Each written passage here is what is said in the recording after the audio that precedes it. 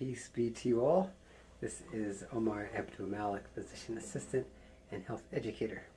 So I'll just do a brief video on, I'll call this a vlog.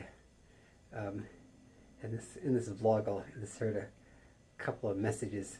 Number one is just how my day goes as a hospitalist. I never know exactly what's going to happen. That's the nature of hospitalist medicine.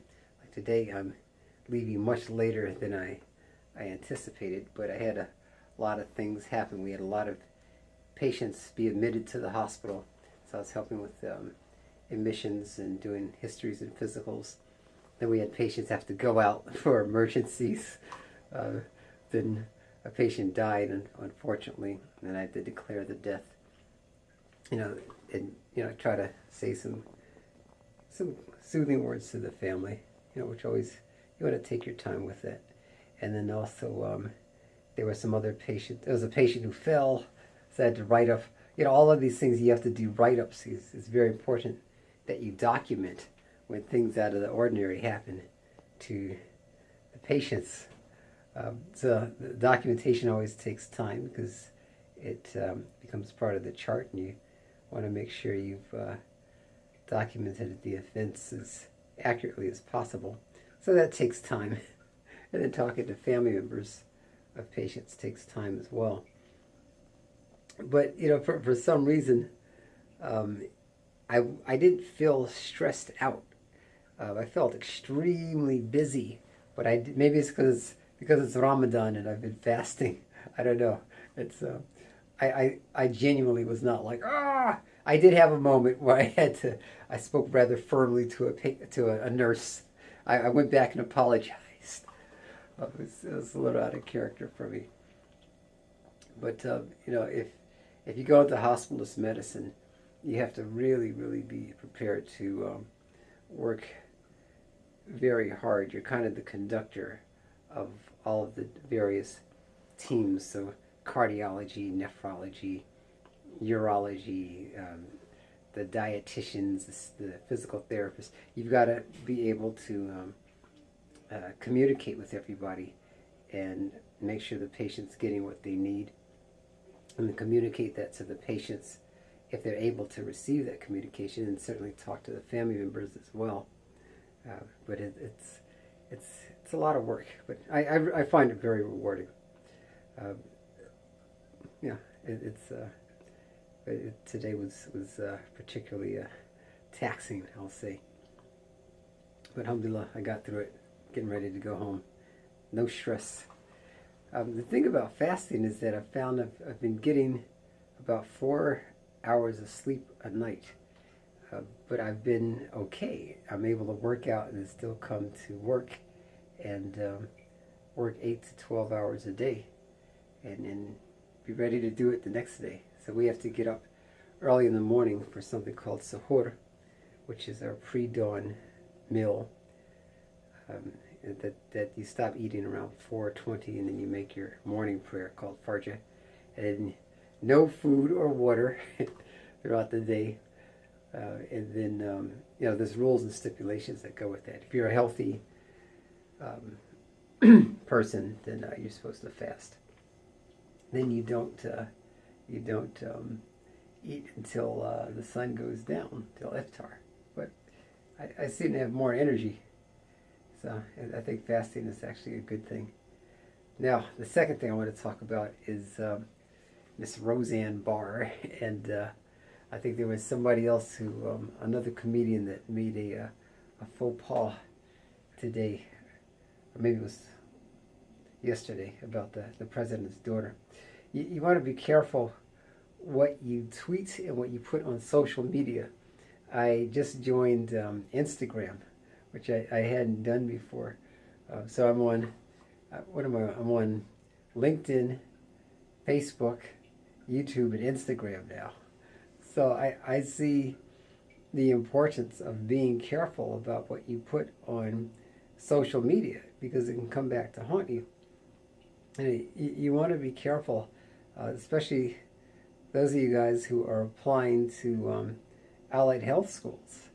especially medical school or PA school or something like a nurse practitioner school. You want to be careful because you may tweet something or post a picture of yourself or something without really considering the consequences. There were two medical students that posted pictures of themselves with their patients. One patient was dead, and I think another patient was delivering a baby or something. And the med students, there's two separate medical students at two different occasions. They're up there like posing with the patient, and then I think they put it on Facebook or something. Suffice it to say, everybody found out about it, and they got kicked out of school. So imagine that, you made it to medical school. You finally made it, and then in a moment of not really being consequence oriented in your thinking, you go and take a picture and then put it on social media. Now your fledgling career is done. I think we're going to see more of that because just because of the competitiveness of things like PA school and medical school.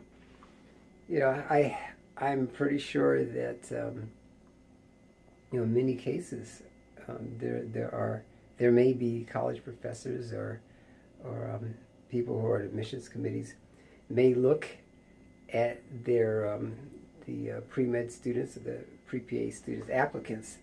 What is this person really like? They say that they like helping people. They want to go into medicine for helping people. But let's look at their Facebook page. Let's look at their what have they tweeted? Even somebody like me. I'm respiratory 5761. Respiratory 5761. Where I can have my entire career destroyed if I post something that could be deemed, derogatory to a certain group, So I have to be careful. I think what social media really does is it forces us to really look within ourselves and say, well, how do you really feel about certain groups of people based on their beliefs or their ethnicity or their gender, whatever it happens to be? Do you see people as defective compared to yourself or those who may look like you or be like you? Are you opposed to treating people in a manner that you would want to be treated? And I think that you got to kind of look within yourself.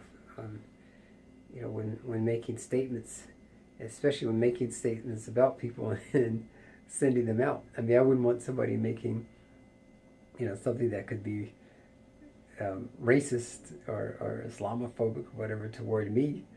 So I certainly wouldn't want to offend anybody else. You just got to be careful of that. And then you also have to be careful about sending out pictures of, I saw some pictures on Instagram of, you might want to be careful of, sending pictures out of yourself without any clothes on. It's not a good idea. Or engaged in different activities. I know there was a college professor who lost his job. He was partying with his students. Now his students are adults, but he was doing beer cake. No, what do they take a funnel and then hook a hose up to the funnel and then pour beer in it. So I think it's some kind of beer shots or something like that. But this guy was a college professor and he was partying with his adult students, but he got fired. And you'd say, well, they were all adults. What did you have to fire the guy for? But the school decided to fire him. And they said, well, the guy was misrepresenting the college. What are you going to do? That's the discretion of a program. I wouldn't want to do something where I take a picture of myself or video of myself and I represent my profession or, the American Academy of Physician Assistants. I've got to give a caveat that my viewpoints don't necessarily express the viewpoints of the hospital or the hospital's group for which I work. They're just mine. But you just got to be careful. All right, that's all for now. Peace.